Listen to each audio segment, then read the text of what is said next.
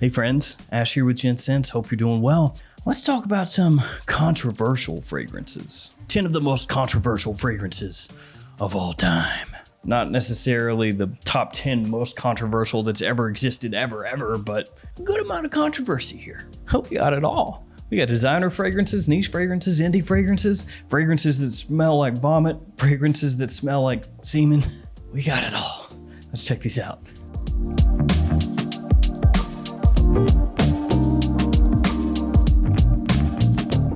Let's start with this one, Creed's Aventus. Now I know what you may be thinking, Aventus, controversy, what?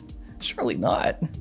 Yes, actually controversy. So it depends on how hip you are to Creed and their going-ons as to whether you would even know about any of the controversy with this one. Now Creed's story, as they tell it, is that they started in 1760 and they handed the company down from father to son every generation afterward, and that they were all master perfumers, just crushing it, just absolutely slaying.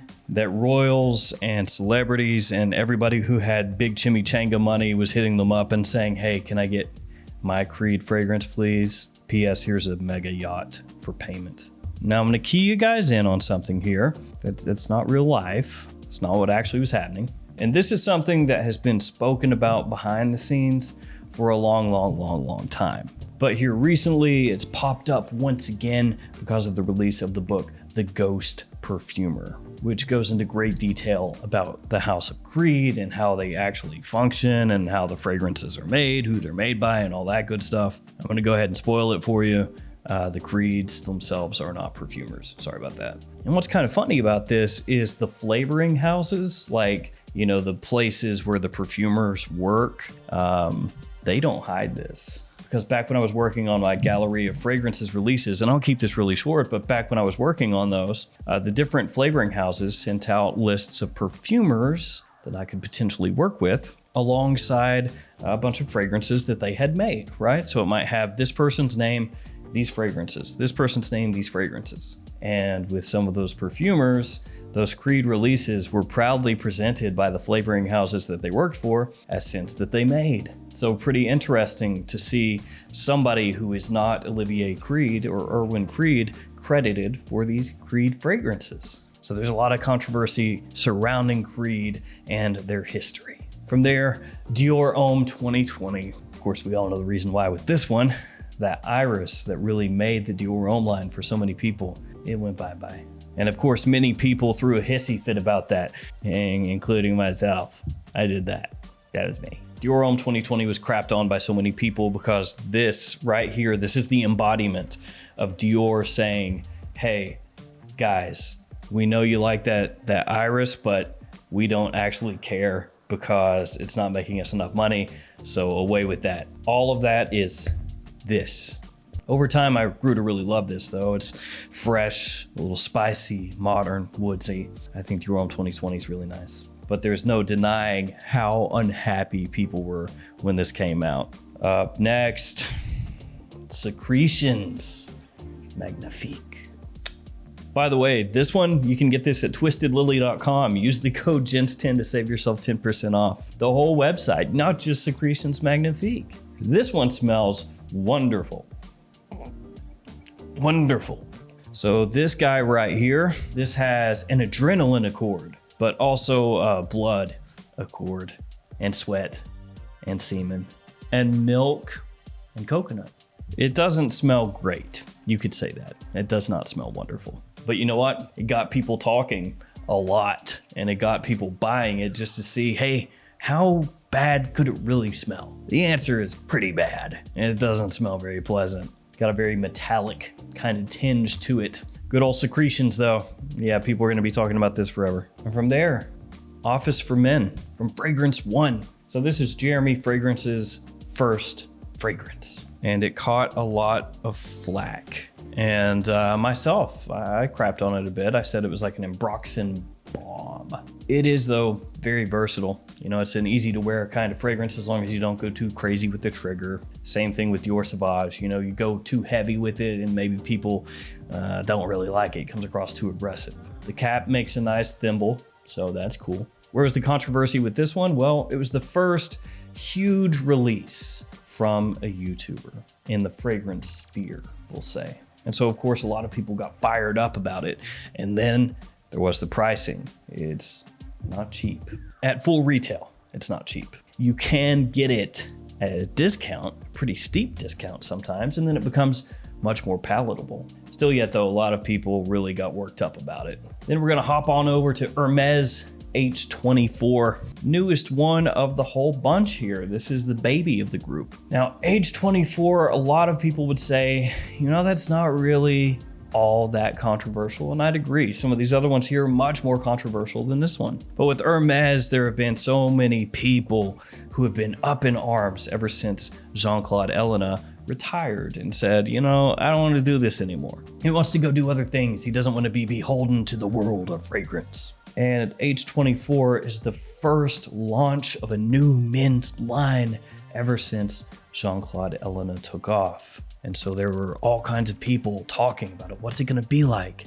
Is it going to be revolutionary? Is it going to change the world of fragrance forever? It's Hermes. It has to be amazing.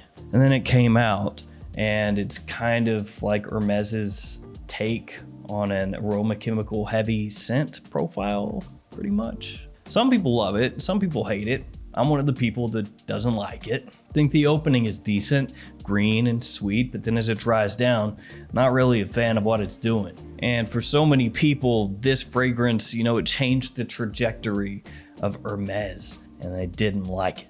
Now this next one, I do not have a bottle of. I have smelled it. I had a little sample vial that I went through, and maybe I'll buy it one day, but don't hold your breath. It's from Strangers Parfumerie, and it is called Sombre.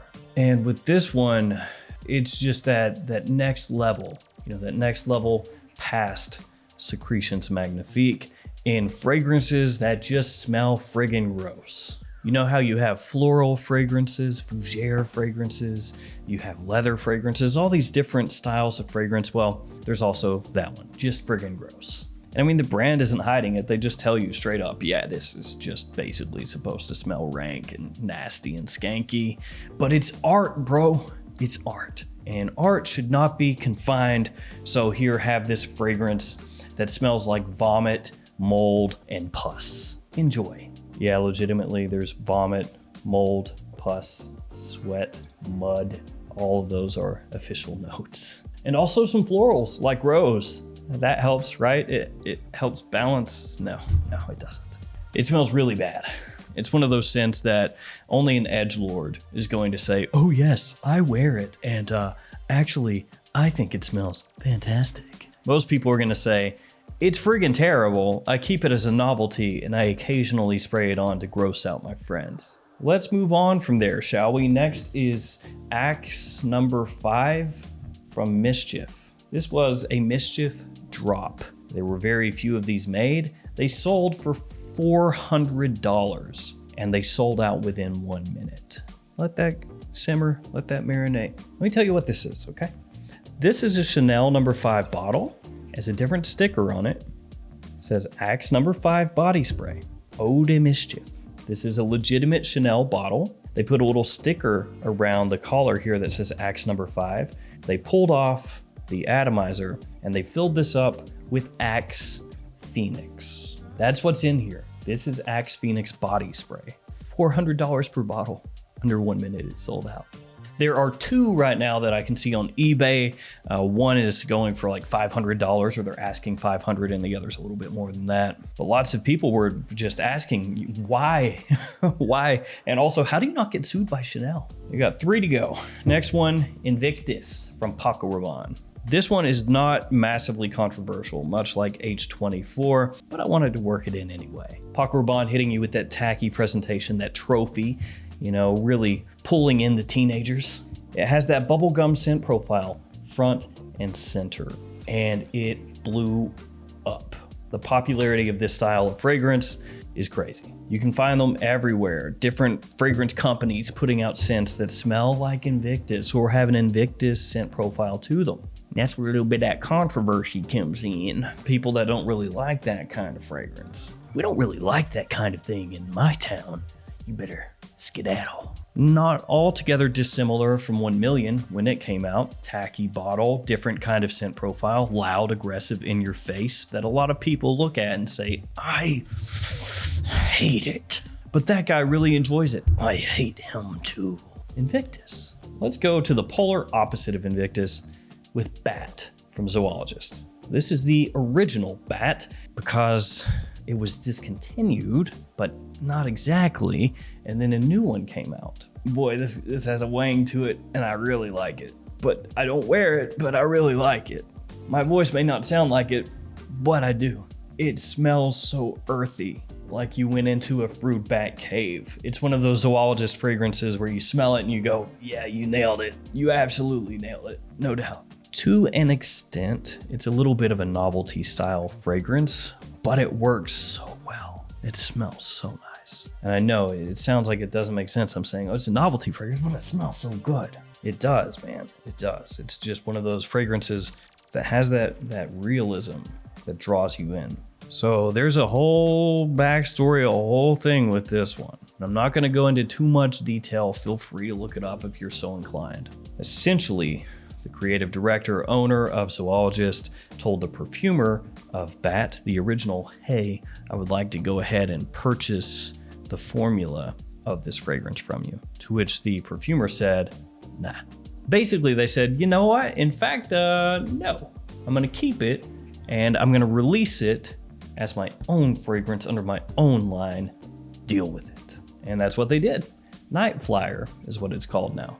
So this original Bat you can no longer get from Zoologist, but you can get this original Bat from a different fragrance house under a different name. And the fragrance itself, I guess, is a little bit controversial just in the sense that it smells like a fruit bat cave, but it's really good. Last but not least, another fragrance that the scent itself is not controversial at all, but it really ticked some people off. Elysium from Roja Parfums. Elysium, it's a blue fragrance. Everybody loves it. Versatile, easy to wear, compliment puller. Oh, nice. So what's the problem then? What's the deal? Well, Roja Parfums is an expensive niche brand. Luxury fragrances, exclusivity. Some fragrances that push the boundaries a little bit. Some fragrances that take classical styles of scents and elevate them up to the next level. Why would Elysium make people mad? Well, because with Elysium, Roja Parfums basically put it out there. Look, guys, all this stuff we've done, that's great. That's fine. That's dandy. Here's what would be even better though. A lot of friggin' money. With Elysium, they basically said, this is the direction that we're going to really focus in on. Fragrances that are more affordable, more accessible, that more people can buy, that more people can wear. And a lot of customers of Roja Parfums did not really like that a whole heck of a lot. Because when you have a brand that's really focused on exclusivity, it makes it where the people that can afford and wear those fragrances feel even better about themselves. Maybe not the greatest analogy, but it would be like if Porsche suddenly came out with a car that you could pick up for $30,000. It would devalue the Porsche brand in a lot of other people's eyes. That's what happened with Roja. And that one, my friends, is going to wrap up this list. If you have never smelled Stranger's Parfumerie Sombre, go ahead and pick yourself up a sample. Enjoy. As always, thanks for hanging with me. Thanks for your support. Stay safe out there, and I'll see you tomorrow with another fragrance video. See you guys later.